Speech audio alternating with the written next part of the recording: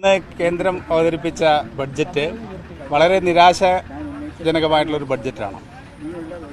നമ്മുടെ ഇന്ത്യയുടെ ബഡ്ജറ്റാണെങ്കിലും അത് ചില പ്രദേശങ്ങൾക്ക് വേണ്ടിയാണ് ബഡ്ജറ്റ് അവതരിപ്പിക്കുന്നതെന്ന് തെളിയിക്കുന്ന ഒരു ബഡ്ജറ്റാണ്. ചില സംസ്ഥാനങ്ങളെ പൂർണ്ണമായിട്ടും അവഗണിച്ചിരിക്കുക. അതിൽ ഒരു പ്രധാനപ്പെട്ട സംസ്ഥാനമാണ് നമ്മുടെ കേരളം. കേരളത്തോട് ഏറ്റവും കൂടുതൽ അവഗണന കാണിച്ച ഒരു ബഡ്ജറ്റായിട്ട് ഈ ബഡ്ജറ്റ് മാറാൻ വേണ്ടി പോവുകയാണ്. നമുക്കറിയാം, കേരളം നിരവധി ആവശ്യങ്ങളാണ് കേന്ദ്ര ഗവൺമെൻറ്റിന് ബഡ്ജറ്റിന് മുമ്പേ അവതരിപ്പിച്ചത്. നമ്മുടെ കേരളത്തിൽ വിവിധങ്ങളായിട്ടുള്ള വികസന പ്രവർത്തനങ്ങൾ തടസ്സമായി നിൽക്കുന്ന പ്രധാനപ്പെട്ട കാര്യം സാമ്പത്തികമായിട്ടുള്ള പ്രയാസമാണ്. അപ്പോൾ സാമ്പത്തികമായിട്ടുള്ള വിവേചനത്തിനെതിരായിക്കൊണ്ട് നിരന്തരമായിട്ടുള്ള പോരാട്ടമാണ് കേരളം നടത്തിക്കൊണ്ടിരിക്കുന്നത്. അപ്പോൾ ആ പോരാട്ടത്തിന് അല്പമെങ്കിലും ശമനമുണ്ടാകും എന്നാണ് നമ്മളെല്ലാം കരുതിയത്. നേരത്തെ പറഞ്ഞിരുന്നത് കേരളത്തിൽ നിന്നും BJPക്ക് യാതൊരു സംഭാവനയില്ല.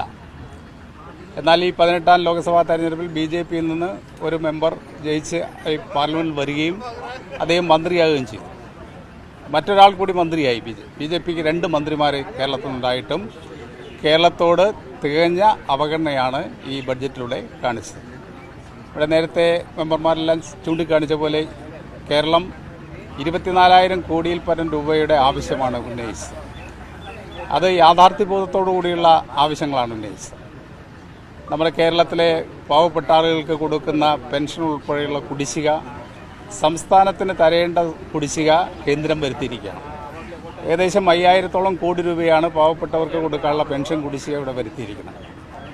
അതോടൊപ്പം തന്നെയാണ് നമ്മുടെ നാടിൻ്റെ വികസനത്തിൽ ഏറ്റവും പ്രധാനപ്പെട്ടാണ് നാഷണൽ ഹൈവേയുടെ വികസനം.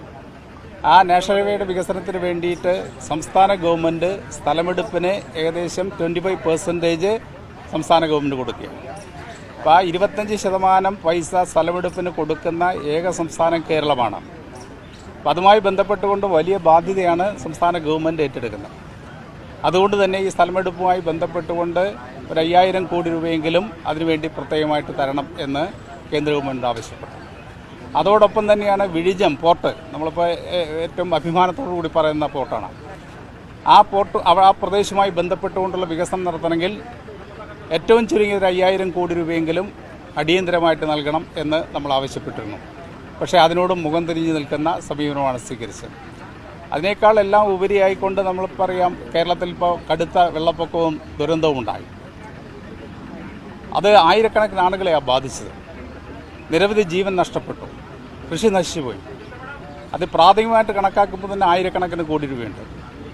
1,000 കോടി രൂപയെങ്കിലും നൽകണമെന്ന് ആവശ്യപ്പെട്ടുകൊണ്ട് സീറോ ഓവറിൽ നമ്മൾ ആവശ്യം ഉന്നയിച്ചു. എന്നാൽ പല സംസ്ഥാനങ്ങൾക്കും വെള്ളപ്പൊക്ക ദുരിതത്തിന് വേണ്ടിയുള്ള പൈസ കൊടുത്തു, നല്ല കാര്യം തന്നെ. അത് കൊടുക്കുന്നതുകൊണ്ട് നമ്മൾ വിരോധമല്ല.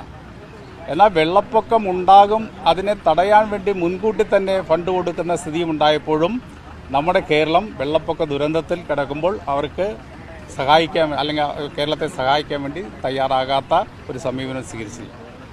അതുകൊണ്ട് തന്നെ ഈ ബഡ്ജറ്റ് നമ്മുടെ കേരളത്തിനോ അല്ലെങ്കിൽ ജനങ്ങൾക്കോ യാതൊരു ഗുണവും ചെയ്യാത്ത ഒരു ബഡ്ജറ്റായി മാറിയിരിക്കുകയാണ്. തങ്ങളെ താങ്ങി നിർത്തുന്ന ആളുകൾക്ക് വേണ്ടി മാത്രമുള്ള ഒരു ബഡ്ജറ്റായി വരികയാണ്. ഒരു ദേശീയ ബഡ്ജറ്റ് എന്ന് ഈ ബഡ്ജറ്റിനെ പറയാൻ കഴിയില്ല. ചില പ്രദേശങ്ങളിൽ അത് സമ്മർദ്ദത്തിന് വഴങ്ങിക്കൊണ്ടുള്ള ഒരു ബഡ്ജറ്റായിട്ട് മാറുകയാണ്. സമ്മർദ്ദത്തിൻ്റെ ബഡ്ജറ്റായിട്ട് നമ്മുടെ കേന്ദ്ര ബഡ്ജറ്റ് മാറുന്നത് ശരിയല്ല. നമ്മുടെ രാജ്യത്തെ ഒന്നായി കാണാൻ വേണ്ടി നമ്മുടെ ബഡ്ജറ്റിലൂടെ കഴിയുന്നില്ല എന്നുള്ള ദുരന്തം നമ്മുടെ മുമ്പിലുണ്ട്. അതിനെതിരായിക്കൊണ്ട് ശക്തമായ പ്രതിഷേധം എല്ലാ ഭാഗത്തു നിന്നും ഉയർന്നു വരേണ്ടതാണ് എന്നാണ് എനിക്ക് തോന്നുന്നത്.